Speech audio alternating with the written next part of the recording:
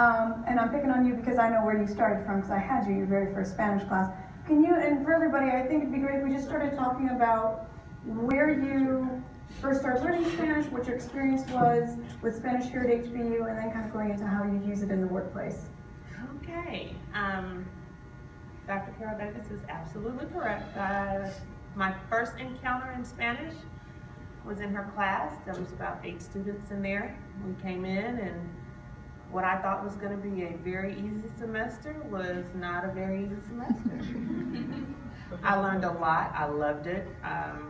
She actually brought the passion of the language to me, where I wanted to learn more and more and more. I continued on with Dr. Estrada and then online with Dr. Bermejo, and it's been awesome. Working at Shriners, there's about 60% of Hispanic patients there at the hospital. And it's bad enough when you have to come in for some type of surgery, you're nervous, you know, things are just not comfortable for you, you're in a strange place, you're in a strange setting.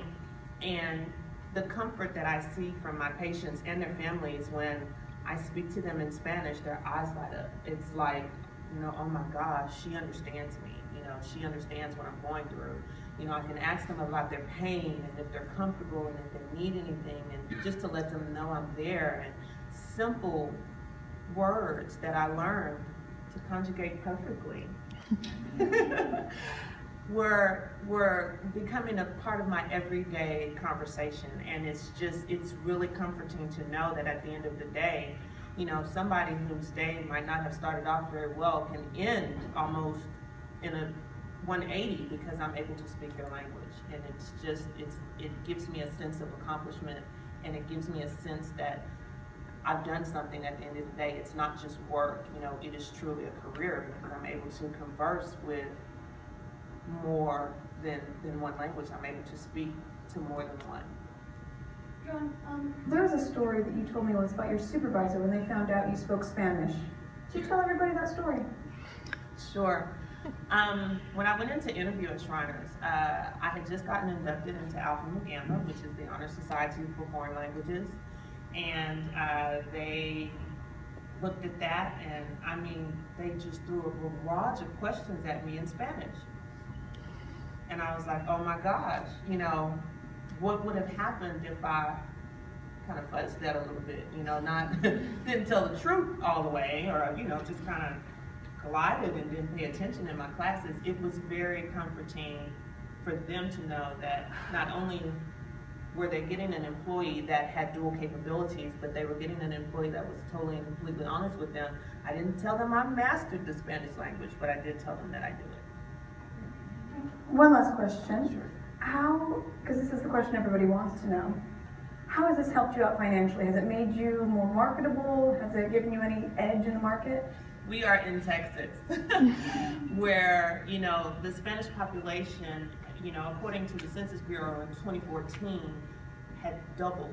You know, it was just an amazing amount of numbers of patients and families that have been coming in to Texas, and Shriners particularly, because we service Mexico. A lot of my patients do not have USA addresses. They are directly from Mexico. We get a van to go down and pick them up in Edinburgh and bring them back and forth across the border to get them, you know, to their doctor's appointments, to their clinic appointments, to the hospital for surgery.